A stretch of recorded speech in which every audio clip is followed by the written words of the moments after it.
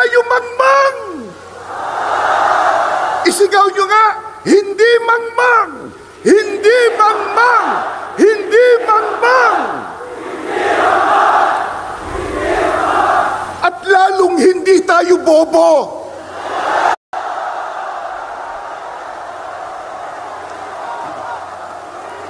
Hindi bobo!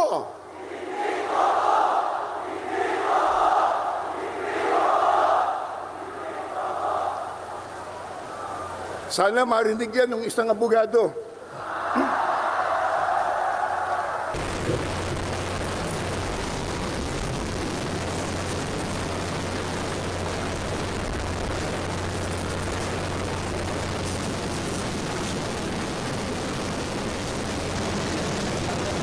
Ngayon naman po ay pakinggan natin ang kapatid na Arnel Tumanan para sa napakahalagang mensahe.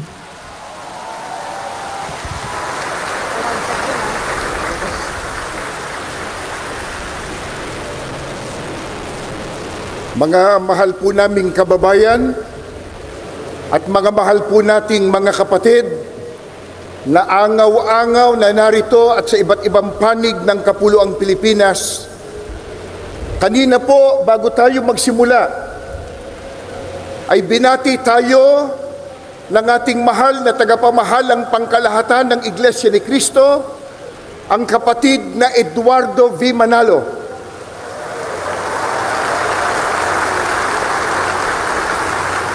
Bayaan niyong tayo naman ang bumati sa kanya ngayon.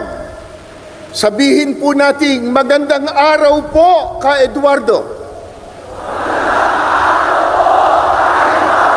Isa pa.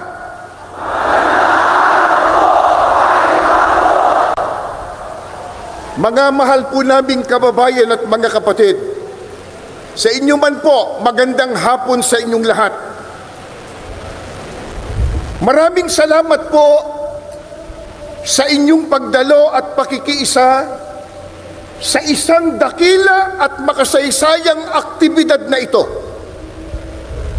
Narito tayo ngayon mula po sa iba't ibang sektor ng lipunan, iba't ibang relihiyon,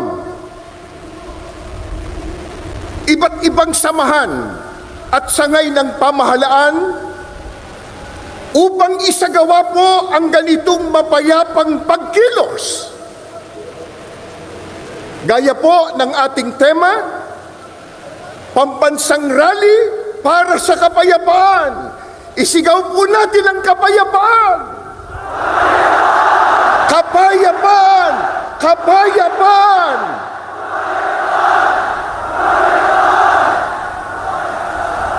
Maliwanag po sa atin na isang aral ng Diyos na nakasulat po sa Biblia na dapat tayong magpasakop sa kapangyarihan o pamahalaan ng bayan, na yan po ang katangian at sinusunod ng mga kaalib sa Iglesia ni Cristo.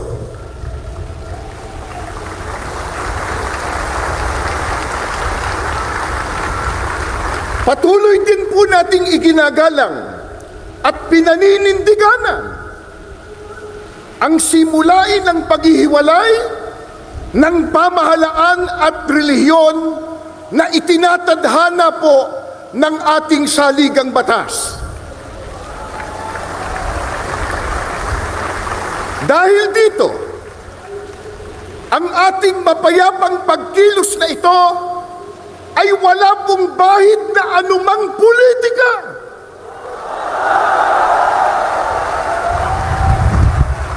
Ni hindi po tayo nanghihimasok sa mga pinuno ng ating bayan sa pag-ugit nila ng pamahalaan.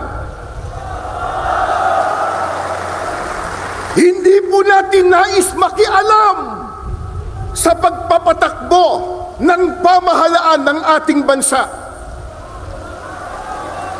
Ano po ang nais ng maraming kababayan po natin at ng angaw-angaw na kaalib sa Iglesia ni Cristong narito ngayon?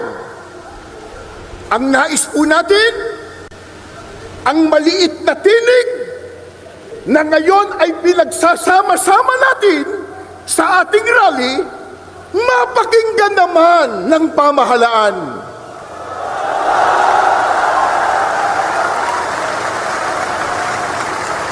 Bago tayo matipon dito kaninang umaga, meron pa po kaming nabasa at narinig isang politiko.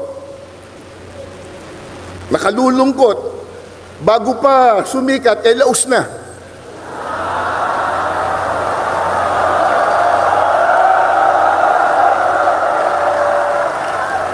Nang makita po ang milyong ito, milyong-milyon, na dami lang tao, abay sinabi niya kanina, kahit marami yan, minurya pa rin sila.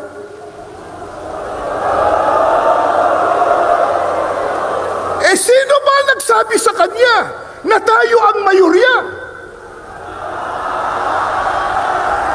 Pero, sa dami natin ngayon, at sa lakas ng tinig ng mga mamamayang Pilipino, parang tayo na ang nasa mayorya.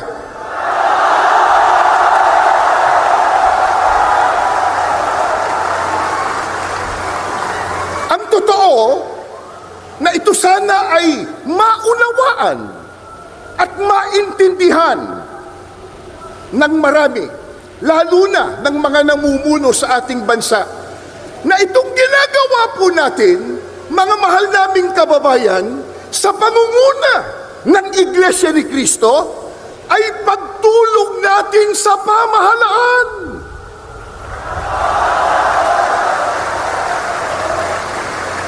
Tumutulong tayo sa kanila na kanilang makita, na kanilang madama ang tunay na damdamin ng taong bayan na naglukluk sa kanila.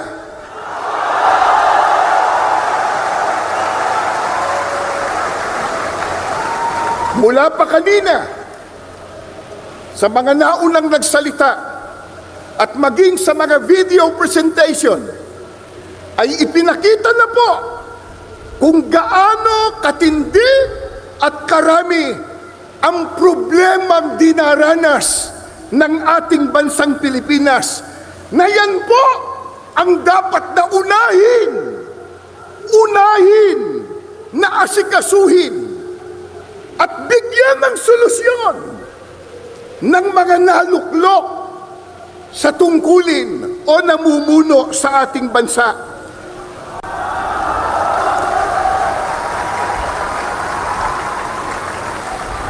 Nakalulungkot ang inuuna ng iba sa kanila, yung mga nagbubunga ng awayan, nagbubunga ng hidwaan, na alam naman nating lahat na ang ginagawa nila, pamumulitika lamang.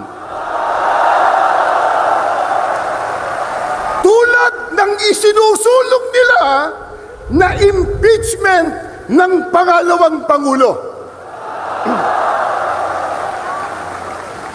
Sinabi na ng ating kagalang-galang na Pangulong Ferdinand Marcos Jr.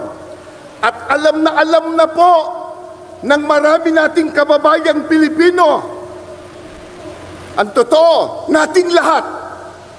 Kasi po, kahit mahihirap lang ang maraming Pilipino, manurunong naman tayong umintindi. Hindi tayo mangmang.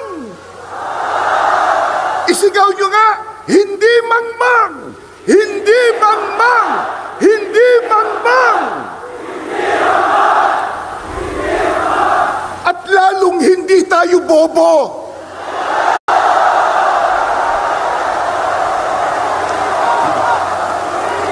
Hindi bobo.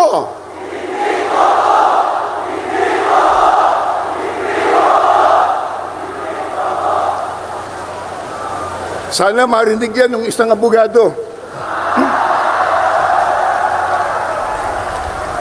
Naintindihan po natin, naunawaan po natin na yung sinabi ng Pangulong Ferdinand Marcos Jr.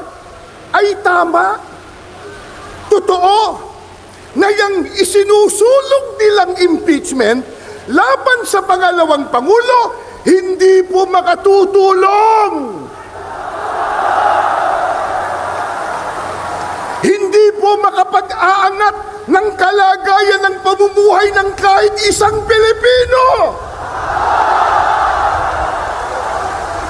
Ang tanong, yan ba naintindihan ng mga mambabatas? Naintindihan?